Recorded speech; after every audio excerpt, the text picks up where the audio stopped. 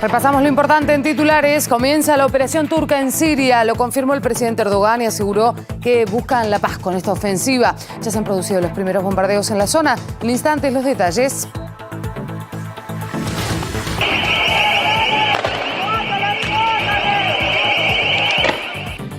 Ecuador, Lenín Moreno descartó adelantar las elecciones y confirmó que permanecerá en Quito durante la huelga nacional. El presidente asegura que no dará marcha atrás con los recortes. Decretó el toque de queda nocturno cerca de los edificios públicos. En Estados Unidos, los demócratas critican a la Casa Blanca por negarse a colaborar con la investigación contra Trump. Vamos a analizar este caso y el de otros líderes políticos que son reticentes a aceptar las reglas de la política.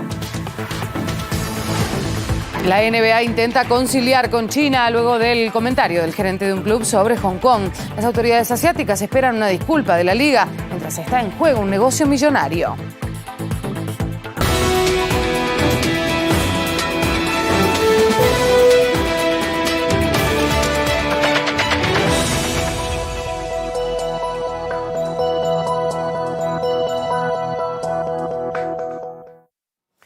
¿Cómo están? Gracias por elegir RT para informarse. Comenzamos con las noticias. Turquía anuncia el inicio de su operación militar en el norte de Siria. Los medios señalan que la ofensiva ya empezó con el bombardeo aéreo de localidades de las zonas que están bajo el control de las milicias kurdas. Este paso de Ankara llega 2 días después de que Donald Trump confirmara la salida de las tropas de Estados Unidos de este mismo lugar, pese al rechazo internacional. Vamos a recabar más datos con Rubén Carcellé.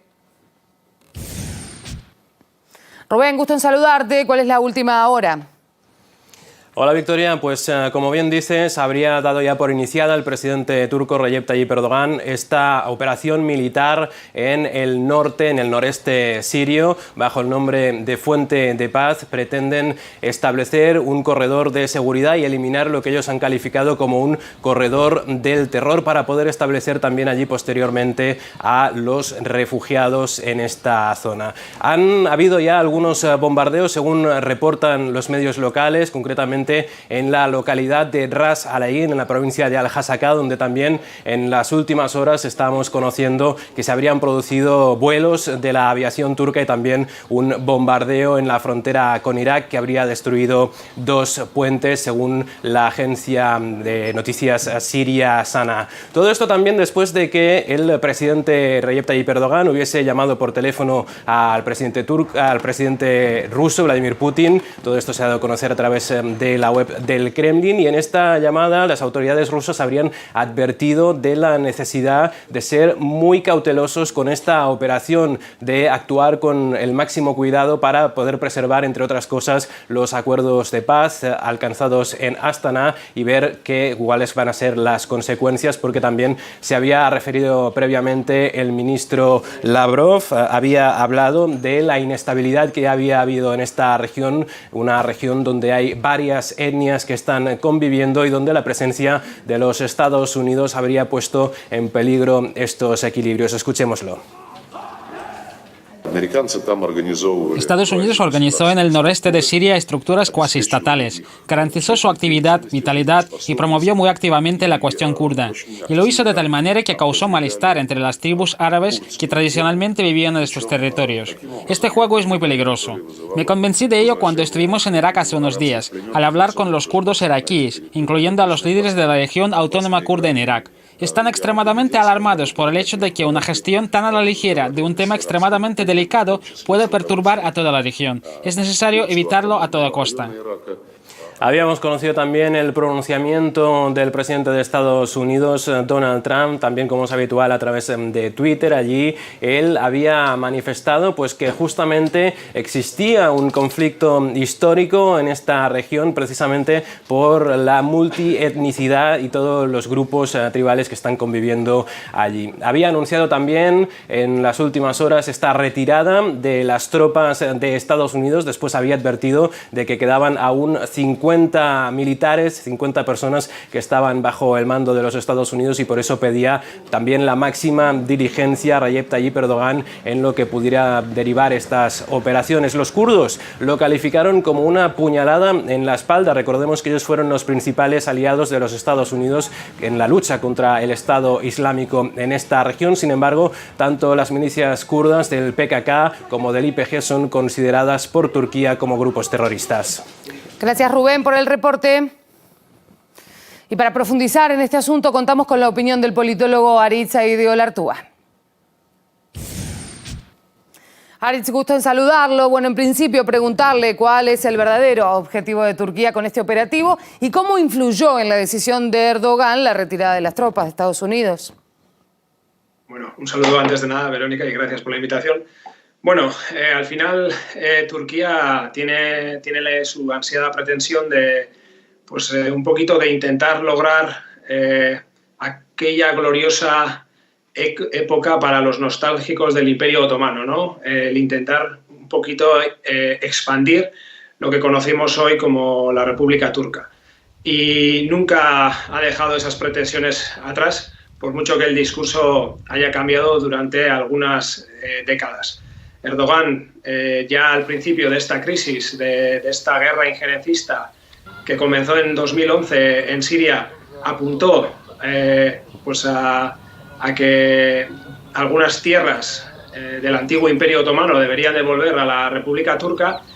Algunos grupos opositores, además, desde muy temprana instancia, se sumaron a esas reivindicaciones del presidente Erdogan, y hoy vemos cómo, pues, a golpe de corneta del presidente Erdogan, esos grupos erróneamente llamados opositores sirios, pues se han alineado para una ofensiva, esta vez en el norte de Siria. Desde grupos que estaban considerados, pues, como radicales o de corte islamista retrógrado, a los que algunos estaban considerados como moderados o no, por lo menos una vertiente tan radical, pues, como por ejemplo los Kamashmil, ¿no? de la zona de Kamashmil del este de Siria. Entonces, claro, vemos que Turquía siempre ha tenido esta pretensión, y ahora, pues, la administración Trump, no sabemos muy bien a cambio de qué, pues ha cedido y ha dado luz verde una vez más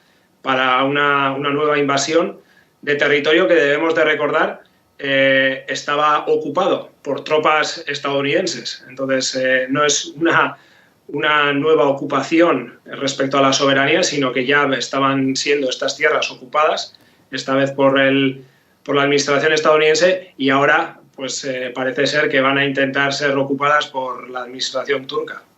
Aritz, le agradezco mucho por el análisis. Hablamos ahora de Ecuador. Allí esta jornada se celebra una huelga general que promete paralizar el país. El presidente, que abandonó la capital ante la llegada de miles de indígenas, aseguró que regresará hoy a Quito.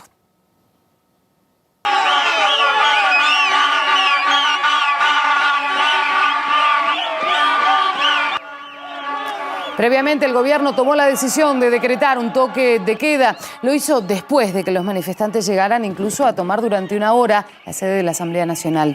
Mientras, Lenín Moreno dijo que no piensa renunciar al cargo y que continuará con las medidas adoptadas. Recordemos que en estas decisiones está el origen del descontento. Desde la protesta se acusa al mandatario de faltar a las promesas de su programa electoral. Nuestro compañero Nicolás Sánchez O'Donovan se encuentra en Quito. Nos trae la siguiente crónica.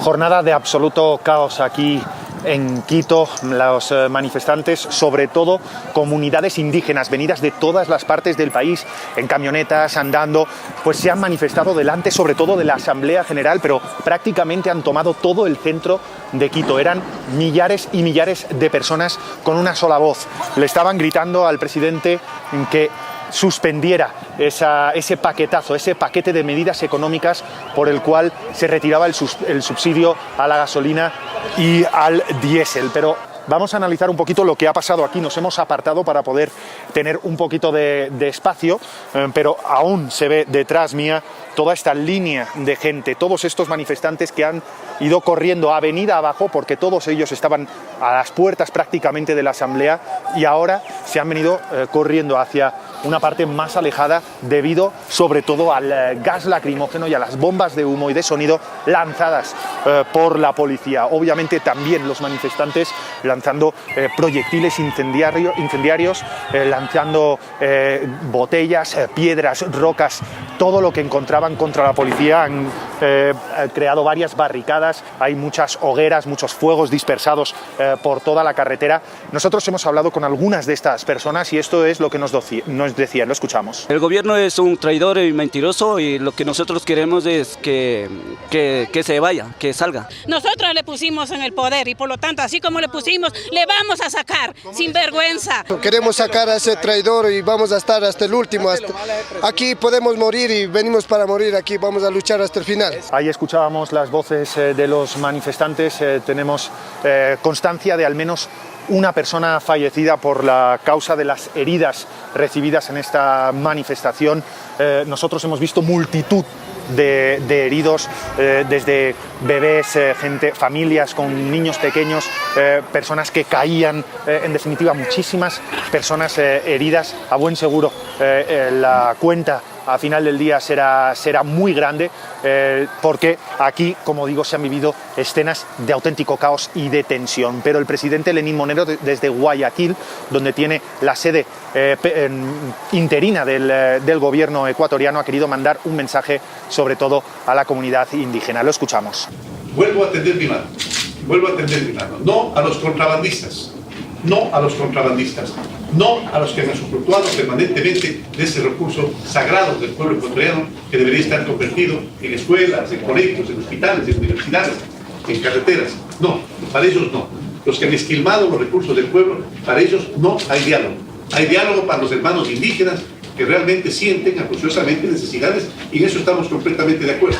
El presidente Lenín Moreno también acusó al expresidente de Ecuador, a Rafael Correa, y a Nicolás Maduro, el mandatario venezolano, de estar de algún modo detrás de estas protestas. Nosotros hemos hablado aquí con mucha gente y querían rechazar eso, ¿no? Decir que ellos son independientes, que lo están haciendo por el bien del pueblo. Pero lo más importante en estos momentos es que muchas personas han resultado heridas, que ha habido cargas policiales brutales entre las fuerzas del orden y los manifestantes, y sobre todo que esto no ha acabado, que se van a quedar aquí la comunidad indígena y los manifestantes hasta que, dicen el presidente, pues suspenda esa medida económica que ha supuesto para estas personas una gran diferencia, ya que dependen del diésel y de la gasolina. Los indígenas son una parte importantísima de la población de Ecuador y están liderando la oposición a las políticas económicas de Lenín Moreno. Vamos a conocer algunos datos más sobre esta comunidad.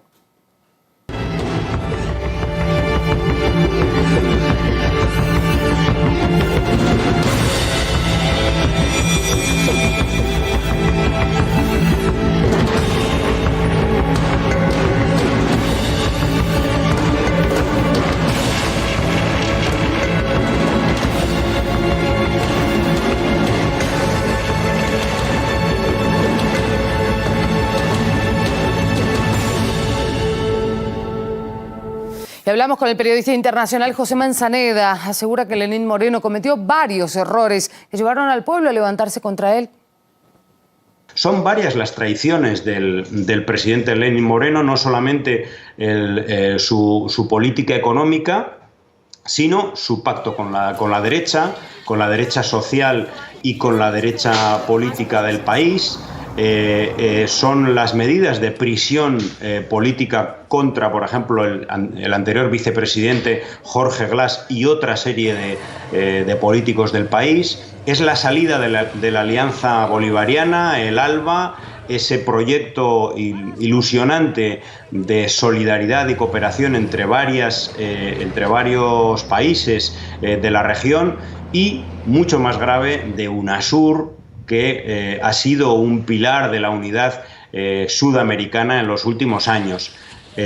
También es una traición, por supuesto, su giro hacia Estados Unidos, su pacto con el gobierno de Donald Trump, la vuelta de los militares estadounidenses al país, la entrega del preso político Julian Assange, y la entrada en ese grupo de Lima de apoyo al golpe de Estado y a la desestabilización política, a la guerra económica contra Venezuela, que ahora todas estas traiciones juntas le están pasando de alguna manera la cuenta a Lenín Moreno.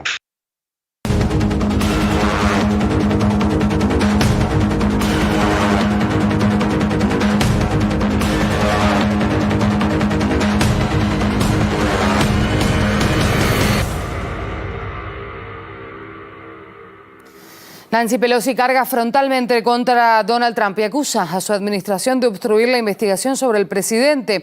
Responde así la carta publicada por la Casa Blanca, donde se advierte que no se participará en la pesquisa demócrata para iniciar un juicio político contra Trump. Pelosi asegura que las acciones del mandatario amenazan la seguridad nacional y violan la Constitución. Además, señala que la misiva es una forma de insistir en que Trump está por encima de la ley. Previamente, la Casa Blanca difundió un comunicado donde acusaba a los demócratas de intentar cambiar el resultado de las pasadas elecciones. Señaló que la investigación sobre el presidente es constitucionalmente inválida, además de partidista. Mientras tanto, prosigue la pesquisa por parte de la oposición, quien asegura que Trump intentó presionar a Ucrania para investigar a Joe Biden y a su familia. La actitud de Donald Trump ante esta situación sobrepasa en ocasiones el decoro del comportamiento político. Y es que el presidente estadounidense ya participó antes de llegar a la Casa Blanca en algunos shows televisivos. Pero Trump no es el único. En los últimos años ha habido un incremento de los rostros populares del mundo del entretenimiento que decidieron dar el salto a la política y además lo hicieron con éxito. Semyon Senderov repasa algunos de estos casos. La fama ayuda a alcanzar objetivos en la vida y más aún cuando de la popularidad depende todo. Este es el caso de numerosos políticos que antes de ocupar altos cargos se dedicaban al mundo del espectáculo y que parece que a veces echan de menos tener un guión.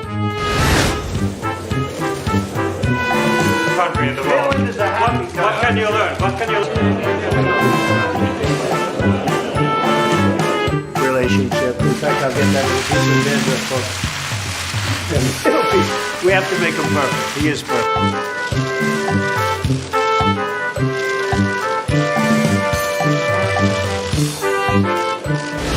A lo largo de su carrera, Donald Trump apareció en varias películas e incluso presentó distintos programas de televisión donde buscaba modelos y asistentes. Ahora su mandato puede parecerse a un show mediático, en parte gracias a los memes y a sus propios tweets que publica a diario. Su homólogo ucraniano Vladimir Zelensky también era muy popular antes de jurar el cargo. Fue comediante en programas rusos y ucranianos y hasta hizo de presidente en una serie de Netflix. Digamos que este fue una especie de periodo de prueba, ya que finalmente el pueblo votó por una segunda temporada, pero ya en la vida real.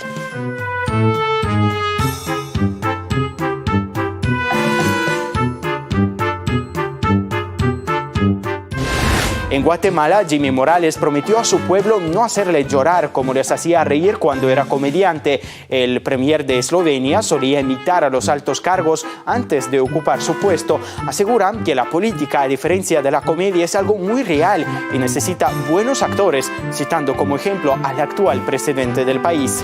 Los buenos actores saben mentir bien, por eso saben representar.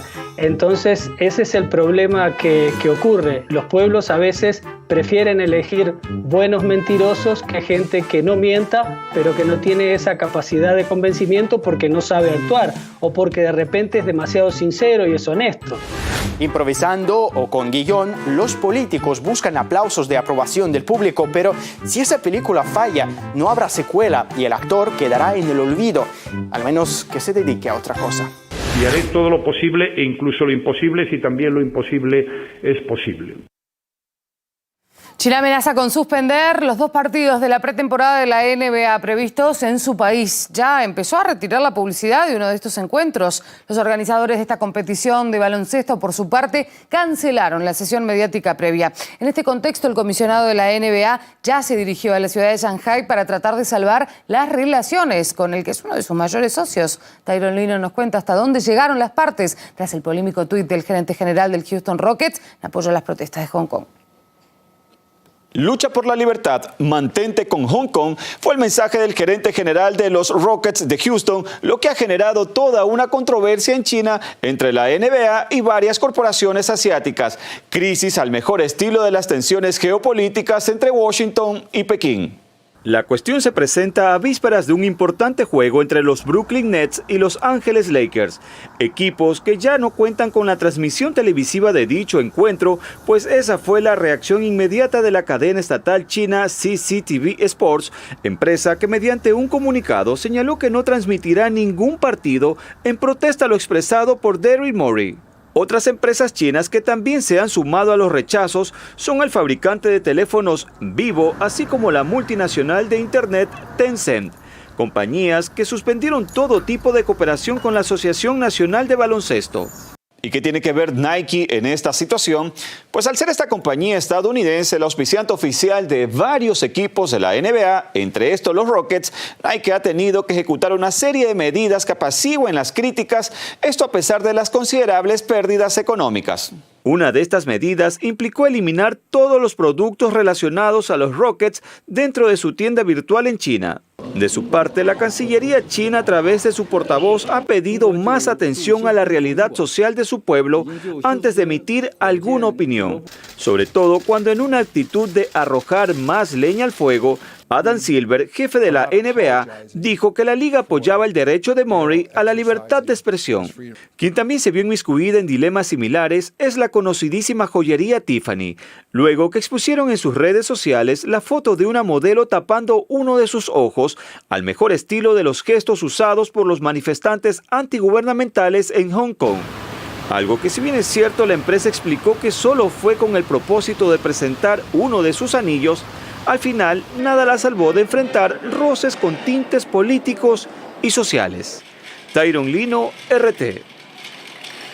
También en China, un periódico oficial acusó a la compañía estadounidense Apple textualmente de estar colaborando con los manifestantes violentos de Hong Kong. Según dicen, le estarían haciendo valiéndose de una aplicación que ofrece información de transporte para teléfonos móviles. La denuncia asegura que la aplicación estaría informando sobre la posición de la policía, permitiéndole a los manifestantes cometer actos de violencia. El artículo añade que los ciudadanos chinos tienen razones para asumir que Apple está mezclando negocios con política e incluso participando en acciones ilegales. Además, también critica la presencia de una canción que defiende la independencia de la ex colonia en la plataforma de música de la compañía. Sobre este asunto conversamos con el analista político Javier Martínez. Este experto señala cómo actualmente las transnacionales compiten con los estados por el poder. La injerencia en política de las transnacionales o multinacionales es una constante, ya pensando desde 1974, la injerencia de ITT en la política chilena. Pero es que, curiosamente, cuando me estabais llamando, estaba leyendo un informe de una joven doctora de ciencias políticas en el Institut d'études politiques de Grenoble, que va a sacar un libro mañana en Francia, El poder de las multinacionales, Le pouvoir des multinationales, donde se habla justamente de la injerencia y de la diplomacia social de las multinacionales, y pensando que la diplomacia solo era un terreno únicamente para los estados, no, estamos viendo cómo compiten con los estados y se ingieren en las políticas de los estados y solo se mueven por el interés político, es decir, por el interés económico en cada territorio en el que operan. Es una decisión soberana, así respondió el nuevo subsecretario de Relaciones Económicas Internacionales de Chile, Rodrigo Yáñez, a la pregunta sobre una posible reacción de Estados Unidos tras los deseos de su nación de lograr un tratado de libre comercio con la Unión Euroasiática. Una entidad que además de Rusia incluye a Bielorrusia, Kazajistán y otros países de la región. Para Chile es muy importante el no tomar posiciones, el ser muy pragmático y también transparente a la hora de poder gestionar sus intereses. Pero no hay que olvidar, Chile tiene a socios comerciales número 1 y número 2 a China y a Estados Unidos. Y Estados Unidos es y va a seguir siendo un socio importante con el que compartimos una serie de principios también en el ámbito internacional, pero eso no obsta a que Chile también pueda encontrar espacios y lugares de encuentro con países como Rusia y los otros países de la Comisión Económica Euroasiática. En este contexto, las autoridades chilenas ya han expresado su interés en establecer un tratado de libre comercio con Rusia y la Unión Económica Euroasiática. Cabe destacar que este año Chile preside el Foro de Cooperación Económica de Asia-Pacífico, la principal plataforma para desarrollar las relaciones en esta región. La cumbre final, con la participación de los líderes, tendrá lugar en Santiago los días 16 y 17 de noviembre. Al menos 2 personas murieron y varias resultaron heridas en tiroteos de la ciudad alemana de Halle. Un hombre perdió la vida en un restaurante turco y la otra víctima mortal se cree que se produjo a la salida de una sinagoga. La policía informa de varios atacantes. Un sospechoso ha sido arrestado. Los agresores vestían uniforme militar, según fuentes policiales. Llevaban armas automáticas y pistolas. Las autoridades urgen a la población a permanecer en sus casas. Han acordonado la zona en la que ha tenido lugar este suceso, así como la estación de trenes. Por otra parte, la policía reportó disparos a 15 kilómetros del lugar. También los medios informaron del lanzamiento de una granada en un cementerio judío cercano, aunque esto no ha sido confirmado todavía por las fuerzas de seguridad. El Parlamento de Países Bajos apoyó por unanimidad un nuevo giro en la investigación de la catástrofe del vuelo MH17 de Malaysia Airlines. Ahora urgen a su gobierno a examinar el papel de Kiev. En particular, el Parlamento neerlandés insta a indagar las circunstancias por las cuales Ucrania no cerró el espacio aéreo sobre la zona de guerra. El Boeing malasio, que cubría la ruta Ámsterdam-Kuala Lumpur, fue derribado el 17 de julio del 2014 con un misil tierra-aire, según varias versiones. Pero a partir de aquí, las partes involucradas discrepan. El Grupo Investigador Internacional Conjunto apunta a que el proyectil fue disparado desde un complejo antiaéreo ruso, desplegado eventualmente en el este ucraniano en apoyo a las autodefensas de Donbass. Moscú rechazó en reiteradas ocasiones las acusaciones, denunció que el lanzamiento se había realizado desde un territorio controlado por Kiev, ofreciendo a la pesquisa las pruebas correspondientes. El Tribunal Supremo elimina otra traba más para la exhumación del dictador Francisco Franco. Una exhumación a la que, pese a tener ya luz verde, le quedan varios escollos pendientes. Esta vez fue un intento de la familia del dictador de ralentizar este traslado. Solicitó a la justicia que aclarase si el gobierno podía desenterrar a Franco sin el permiso del líder de la comunidad religiosa del Valle de los Caídos. Un responsable que, por cierto, ha reiterado su negativa a autorizar este acceso a la basílica. Sin embargo, el Supremo fue contundente. No hay nada que aclarar, ya que la propia sentencia deja bien claro que nadie puede negarse a la exhumación. Eso sí, aún queda otro escollo, el bloqueo que tiene un juez de Madrid a la licencia urbanística para los trabajos en la tumba, algo que el alto tribunal ya dijo que era innecesario. Seguimos en España, en la sección en breve. Las autoridades detuvieron al propietario de la empresa encargada de la seguridad de la Embajada de Ecuador en Londres durante la estancia de Julian Assange. David Morales, dueño de UC Global, está siendo investigado por la Audiencia Nacional por espiar las conversaciones del fundador de Wikileaks con sus abogados, por presuntamente entregarle material a Estados Unidos de las visitas que recibía el ciberactivista.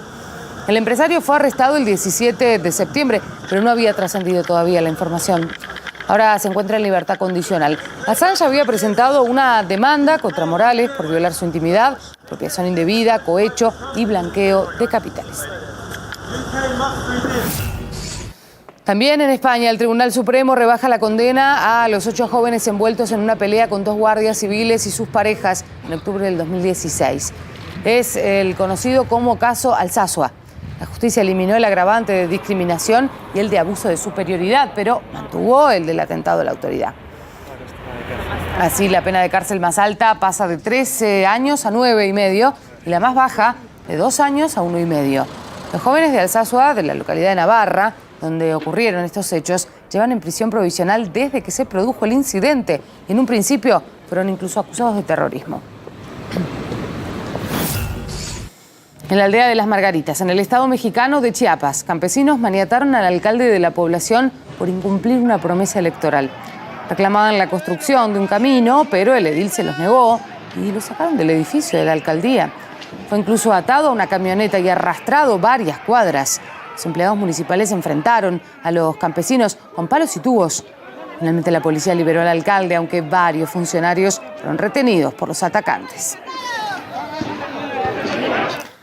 Pausa, regresamos con titulares.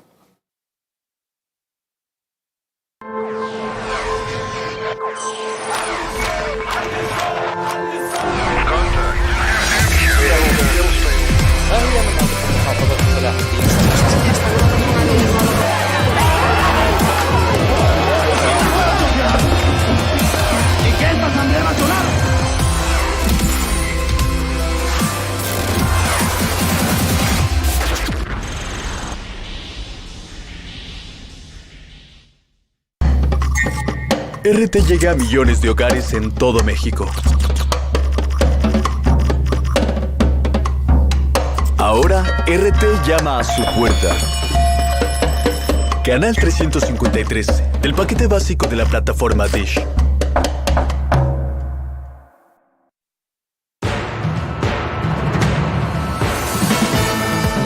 Nuestro objetivo es destruir el corredor de terror en nuestra frontera y traer la paz a la región. Erdogan confirma el inicio de la ofensiva turca en Siria. Ya aparecieron imágenes de los primeros bombardeos en la zona.